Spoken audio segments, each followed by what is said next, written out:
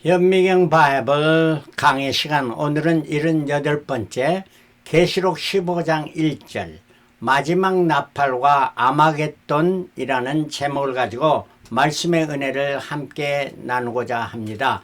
계시록을 해석하는 방법에는 크게 두 가지가 있습니다.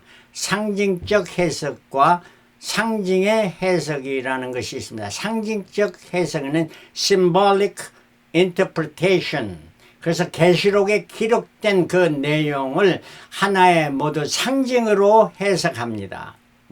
그리고 두 번째는 상징의 해석이라는 건데, 계시록의 기록은 모두 상징으로 기록되어 있습니다. 왜냐하면 2000년 전에 요한이 본 것은 지금 일어나는 이러한 현상을 전혀 생각할 수 없는 상징적으로 이렇게 기록이 되어 있는데, 이런 것들을 일어날 상징의 기록을 분명히 일어날 사실로 해석하는 것이 상징의 해석, interpretation of symbol, 이렇게 두 가지로 나눌 수 있습니다.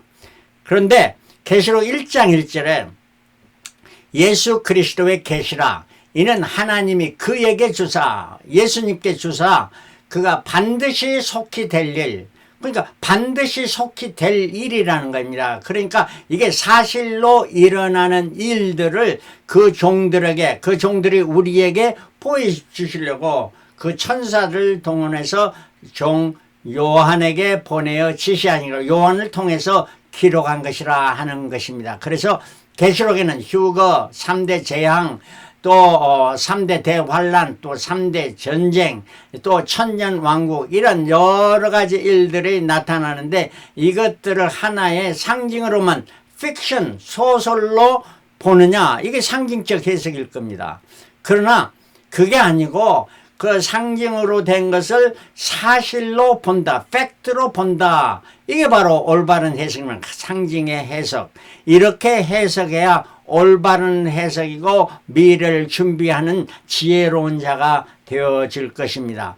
그래서 계시록에는 7교회와 7인과 7나팔, 7대접이 이렇게 순서적으로 나옵니다. 숫자라는 것은 순서입니다. 이 순서를 뒤집어 버리면 모두 혼돈된 상태가 됩니다. 그러므로 절대 그래서는 안 되고, 7교회는 첫 번째 에베소, 서머나, 버라모, 두아리데아, 사데, 빌라델피아, 라우드게아 교회가 나오는데, 에베소 교회는 초대교회였고, 쭉 가다가 서머나 교회는 핍박받을 때 아주 하나님의 칭찬을 받는, 빌라델피아는 마지막 시대에 복음 증가하는 때 선교 시대였죠. 빌라델피아 교회, 이 두 교회가 칭찬을 받는 교회였고, 그 이후에 라우디게아 교회는 현대 교회입니다. 종말 교회입니다.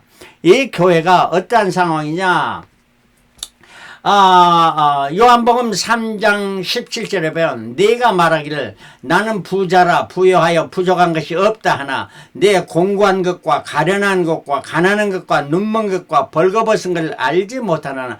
바로 우리는 교회, 종말 교회는 교회가 재구술을 못하고 참 올바른 신앙을 갖지 말고 타락한 교회가 되어버렸습니다. 그래서 18절에 내가, 예수께서 너를 공고하노니 내게서 불로 연단 금을 사서 부여하게 하고 흰옷을 사서 입어 벌거벗은 수치를 보이지 않게 하고 안약을 사서 눈에 발라 보게 하라. 이렇게 주님께서 경고한 것이 바로 7 마지막 교회의 라우디게아 현대교회에 주시는 말씀이었습니다.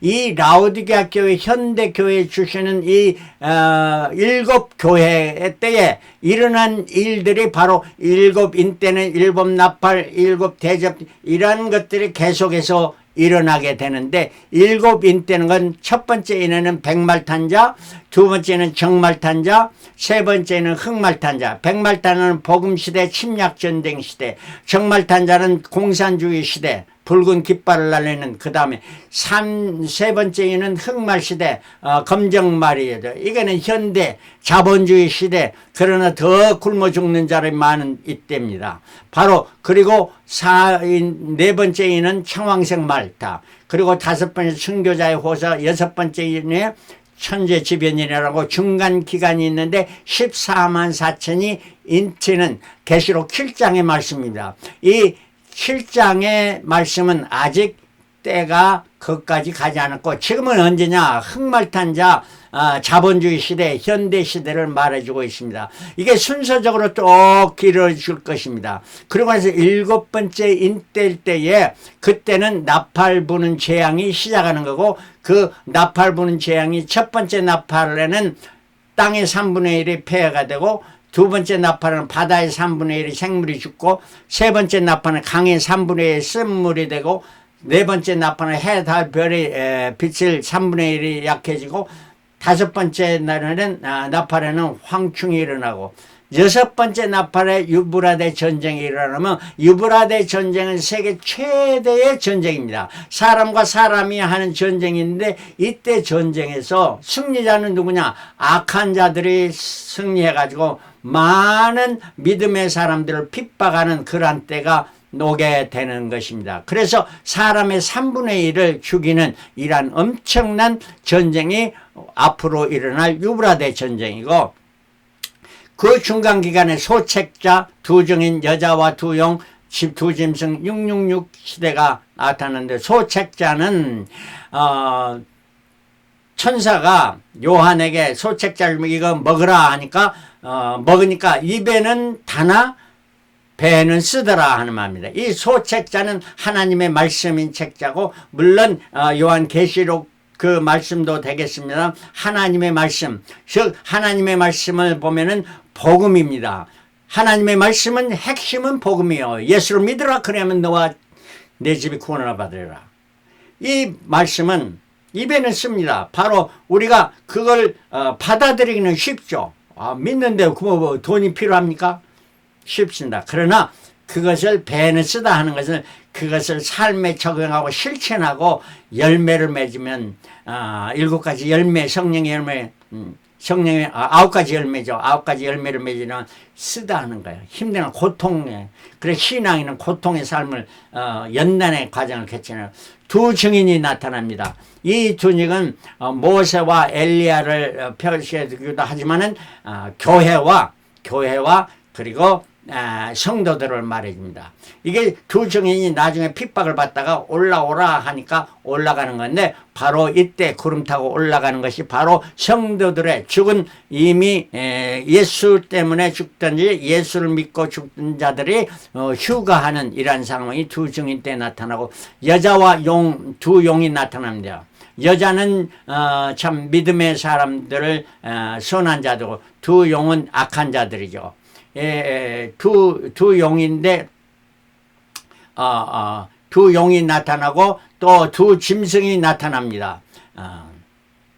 두 짐승이 물에서 나온 자, 바다에서 나온 자, 땅에서 나온 자가 두 번째 나온 자가 666 시대를 하게 되고 666 표를 받지 않으면 물건을 사지 못하는 때가 오게 되는 거예요. 아직 그때는 아니다는 거예요. 이러한 때가 오게 되고 나중에 7째 나팔을 불게 되는 것인데 7째 나팔 불 때는 어떤 때냐? 바로 마지막 나팔입니다. 마지막 나팔 고린도전서 15장 51절로 보라 내가 너에게 비밀을 말하노니 너희가 다 잠잘 것이요 마지막 나팔의 순식간에 다 호련히 변화하리니. 이때 죽은 자들이 살전 4장 16 주께서 호련과 천사장의 소리와 하나님의 나팔로 그러니까 7째 나팔로 친히 하늘로 강림하시리니 그리스도 안에서 죽은 자들이 먼저 일어난다. 그래서 이미 죽은 자들이 먼저 휴가하게 된다 하는 이런 말씀입니다.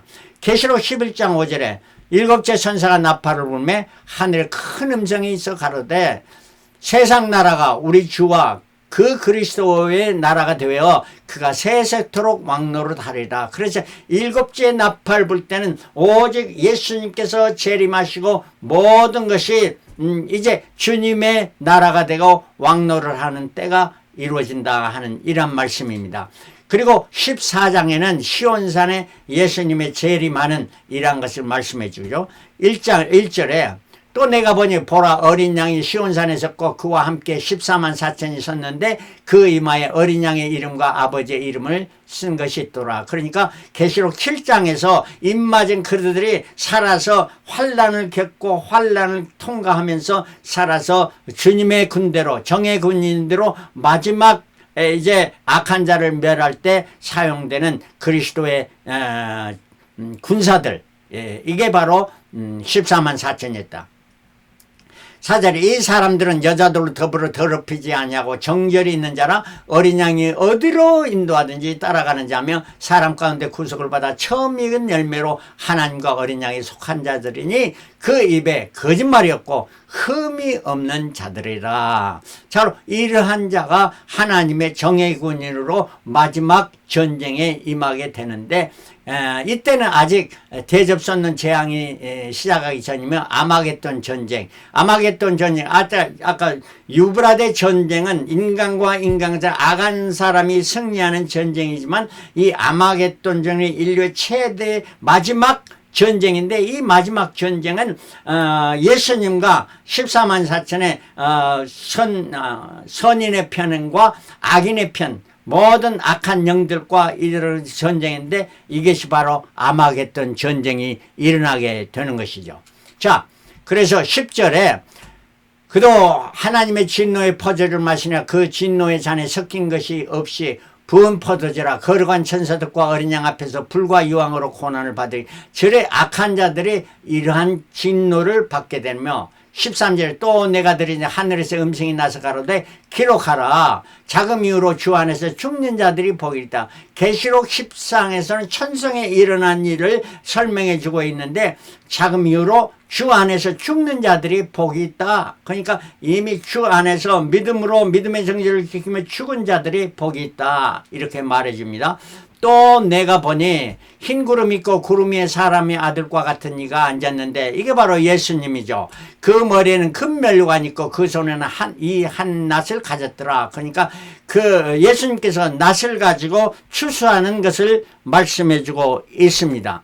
자, 16절에 구름 위에 앉은 이가 낫을 땅에 후두름에 곡식이 거두기는, 예수님께서 낫을 휘두르는 것은 곡식을 거두르는 거고, 그 곡식을 천국 창고에 들이는 겁니다. 그래서 이거는 성도들은 주님으로부터 주님의 낫의 알곡으로 천국 곳간에 들려지는 자들이고, 19절부터는 천사가 낫을 땅에 휘두르며, 이제 그 곡간을 들려주고 천사가 이제는 낫을 휘두르며 땅에 포도를 거두어 하나님의 진노의 큰 포도주 틀에 던지며, 그 거두어서 포도를 진노의 틀에 번졌다 하는 말입니다. 이거는 불신자들의 천사의 진노로 인해 피 흘림을 받게 된다 하는 말입니다. 왜 진노의 포도주일까? 술 마시고 향락을 즐기는 이러한 자들, 예수 믿지 않고 제멋대로 사는 사람, 이러한 자들이 다 포도주 붉은 것 같이 피 흘림을 받게 된다 하는 말이십니다. 20절 성 밖에 그 틀이 밟히니 틀에서 피가 나서 말굴레까지 닿았고 1600 스타디온에 퍼졌더라. 그러니까 그 피가 얼마나 많든지 피가 말굴레까지 왔다. 그러면 말굴레는 말에게 재갈을 몰리는 그 굴레니까 사람의 키 정도 되겠죠. 이 높이로 얼마나 1600 스타디온, 1600 스타디온은 180마일, 그러니까 사람의 크기 정도로 해서 그 피가 온통 180마일까지 300km까지 이렇게 피가 강같이 흐르는 이러한 상황이 되어버렸다 하는 이런 말씀입니다. 이게 바로 하나님의 진노가 이루어진 거예요. 그래서 천사는 예수님께서 추수해서 곡간을 돌리고, 불신자는 천사가 추수해서 피 흘림이 있게 됐다 하는 이런 말씀이죠. 15장에는 일곱째 나팔이 이제 불기 시작하면, 일곱째 나팔부는 예수님이 재림도 되지만 이거는 악한 자들 다 심판하는 대접받는 재앙입니다. 또 하늘에 크고 이상한 다른 이적을 보며 일곱 천사가 일곱 제사장을 가졌으니 곧 마지막 재앙이에요. 이건 마지막 재앙이에요. 그러나 마지막 재앙이 첫째 대접, 둘째 대접, 일곱째 대접까지 계속되는 거예요. 7절에 내 생물진 하나가 세세에 계신 하나님의 진노를 가득히 담은 금대접 일곱을 그 일곱 천사에 주고, 일곱 천사가 각각 한 대접씩 가지고 그걸 쏟는 겁니다. 8절 하나님의 영광과 능력을 인하여 성전의 연기가 차게 되매 일곱 천사의 일곱 재앙이 마치기까지는 성전에 능히 들어갈 자가 없더라. 이미 하나님의 나팔이 불었을 때부터 일곱 재앙 마지막 끝날 때까지는 성전에 연기가 가득하자. 그때 뭐 회심하고 아이고 내 잘못했습니다, 내 예수 믿고 그래도 소용이 없다는 거예요. 하나님의 진노가 시작했기 때문에 일곱 재앙이 마치기까지는 성전에 능히 들어갈 자가 없게 됐다 하는 말입니다. 그래서 우리 일곱째 나팔 풀기 전에 바로 예수 믿고 구원받는 자가 되어야지, 일곱째 나팔이 풀어졌다 하면은 it's too late, 그때는 늦었다 하는 이런 말씀이 됩니다. 자, 그리고 일곱째 대접 쏟는 재앙이 어떤 것인가? 첫 번째 대접이 땅에 쏟으니까 독종이 일어나고, 두 번째 대접이 바다에 쏟으니 바다의 모든 생물이 다 죽어버리면 물고기가 다 죽어버립니다. 세 번째 대접은 강물에 쏟으니 강물의 피가 됩니다. 네 번째 되면 해에 쏟으니 사람이 불로 태움을 죽게 됩니다. 다섯 번째 대접을 하니까 짐승의 보좌에 쏟으니까 온 나라가 어두워지게 됩니다. 여섯 번째 대접은 유브라데에 선지니까 유브라데가 물이 말라버리니까 이 악한 세력들이 이제 마지막 남은 자들이 전부 다 이제 선인들과 악을 마지막 전쟁을 준비하고 아마겟돈 전쟁을 유브라데를 건너서 이제 아마겟돈 전쟁을 하게 되는데, 계시록 16장 16절 새 영, 용과 짐승 거짓 선지자들이 히브리음으로 아마겟돈이라 하는 곳으로 왕들을 모으더라. 그럼 모든 군사가 거기에 모여서 아마겟돈 전쟁이 일어나며 일곱째 대접을 쏟을 때 공기에 쏟으니까 이 금방 순식간에 바벨론 음녀가 멸망되는 이러한 일이 일어납니다. 그래서 16장 16절 새 영이 히브리음으로 아마겟돈하는 새로 왕들을 모으더라. 아마겟돈이라 하는 것은 헬라어로 하르마게돈이라는 말이고, 히브리음으로는 하르무깃돈이라는데, 이거는 무깃도 산이라, 하르라는 것은 산인데 무깃도 산이라. 이거는 요시아 왕이 애굽 왕에게 죽임을 당한 곳이었습니다. 왕하 23장 29절에. 그래서 16장 17절 일곱째가 그 대접을 공기 가운데 쏟음에 큰 음성이 성전에서 보좌로부터 나서 가로되 되었다 하니, 그냥 영어로 말하면 it's finished, 다 끝났다 하는 거예요. 전쟁이 끝났다 하는 거예요. 그 아마겟돈 전쟁으로 모든 것이 끝나게 되는 것입니다. 이게 바로 일곱째 대접의 일곱째 나팔의 일곱째 대접 쏟을 때 이때입니다. 자, 그러면 이 무깃도가 어디냐 하면은 요단강 서편 지중해 동편에 있는 이 무깃돈, 갈멜산 아래에 있고 에발산과 그리십산 위에 있는 이 무깃도입니다. 이 무깃도에서 세계 최후의 전쟁이 일어나는 거네요. 그래, 일곱째 대접 쏟을 때 일어나고, 장소는 무깃도고 선은 예수와 14만 4천이고 악은 새 영입니다. 아까 조금 전에 말했죠. 새 영과 그 추종자들이고, 전쟁 기간은 얼마나 이틀 3일이 걸는가 1시간, 하루, 그 중에서도 1시간 만에 끝납니다. 그게 계시록 17장 10절 저희 음녀가 어린 양으로 더불어 싸우려니와 어린 양은 만유의 주시오 만왕의 왕이심으로 저희를 이기실 거라. 반드시 이긴다는 거예요. 또 그와 함께 있는 자들을 곧 부르심을 곧 빼내심을 받으냐 14만 4천, 이들은 진실한 자들이 이긴다 하는 말입니다. 계시록 18장 8절 그러므로 하루 동안에 그 재앙들이 이르니 오래가지 않습니다. 하루 동안에 끝나버립니다. 곧 사망과 애통과 흉년이라 그가 또 불에 사라지리니 그를 심판하신 주 하나님은 강하신 자이심이라. 예수님은 강하신 자입니다. 그러므로 18장 10절에는 화이토다 큰성 견고한성 바벨론이여 일시간에 내 심판이 이르렀다. 인시간에 원아워 1시간 만에 심판이 이르는. 그러나 부가 일시간에 망하였다. 저들이 부를 하는 것 같지만 그 부요함이 1시간 반에 다 끝나버렸다.